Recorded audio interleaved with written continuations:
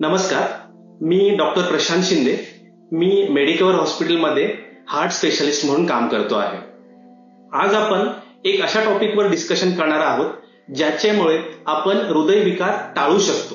म्हणजे आम्ही त्याला preventive care for heart diseases असंही म्हणू शकतो. तर यासाठी आपण थोडे बहुत पॉइंट वाईज डिस्कशन केलं तर आपल्याला व्यवस्थित समजून येईल. सगळ्यात महत्वाचं पॉइंट असतं की आहाराचं नियोजन. आपण आपल्या वयानुसार, आपल्या वजनानुसार आणि आपल्या कामाच्या स्वरूपानुसार आहाराचं नियोजन केलं गेलं पाहिजे.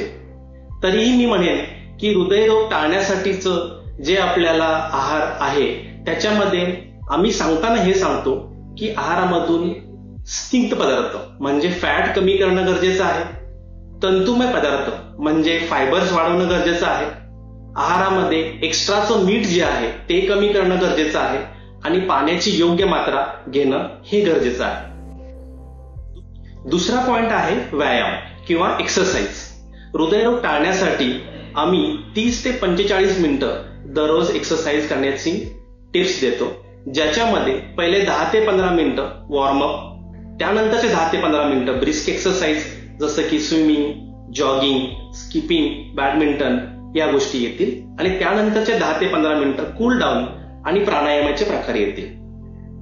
तिसरा पॉइंट आहे आपल्याला आपलं झोप आणि आपल्या तणावापासून मुक्तता. डेली 6 ते 8 तास साऊंड स्लीप म्हणजे चांगली झोपेची अत्यंत आवश्यकता असते.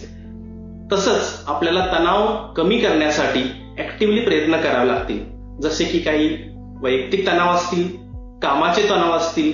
या तणावातून मुक्तता झाल्यास आपल्याला हृदयरोगापासून सुद्धा मुक्तता करू शकतो. चौथा पॉइंट आहे डी ॲडिक्शन किंवा व्यसन मुक्तता.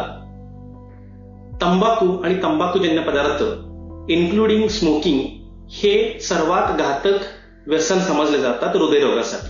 तर या गोष्टींपासून जितक्या लवकरात लवकर मुक्तता कराल तेवढं हृदयरोग होण्याची शक्यता कमी.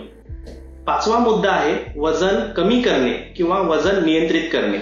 यासाठी आम्ही एक फॉर्म्युला सांगतो ज्याला आम्ही म्हणतो BMI किंवा बॉडी मास इंडेक्स, ज्याच्यामध्ये आपण आपल्या उंचीनुसार वजन कॅल्क्युलेट करतो, जे की 18 ते 25 या दरम्यान राहिलं पाहिजे.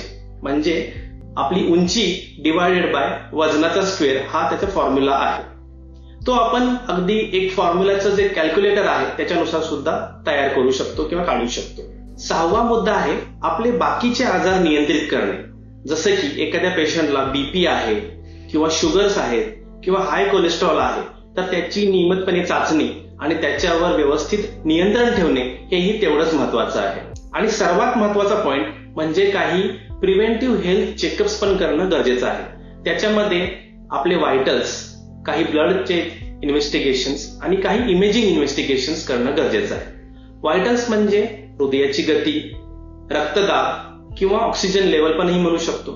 काही ब्लड टेस्ट आहेत ज्याच्यामध्ये आपण म्हणू की शुगरची लेवल, कोलेस्ट्रॉल लेवल. काही किडनीच्या टेस्ट आहेत त्याला आपण RFT म्हणतो. काही लिव्हरच्या टेस्ट आहेत त्याला आपण LFT म्हणतो. आणि काही बेसिक इव्हॅल्युएशनच्या टेस्ट असतात ज्याच्यामध्ये CBC म्हणजे हिमोग्राम, थायरॉइड लेवल किंवा युरिक ऍसिड टेस्ट या सगळ्या गोष्टी इन्क्लूड होतात. हृदयासाठीची इमेजिंग जे असतात त्याच्यामध्ये आपण काही ECG, 2D इको आणि ट्रेडमिल टेस्ट ऍडवाइस केले जातात. कमीत कमी वर्षातून एकदा हे टेस्ट करणं अतिशय गरजेचं आहे, जेणेकरून एखादा आजार जर आला असेल तर तो आपण लवकरात लवकर पिकअप करू शकतो आणि त्याच्यावर लवकरात लवकर ट्रीटमेंट करून मातही करू शकतो. धन्यवाद.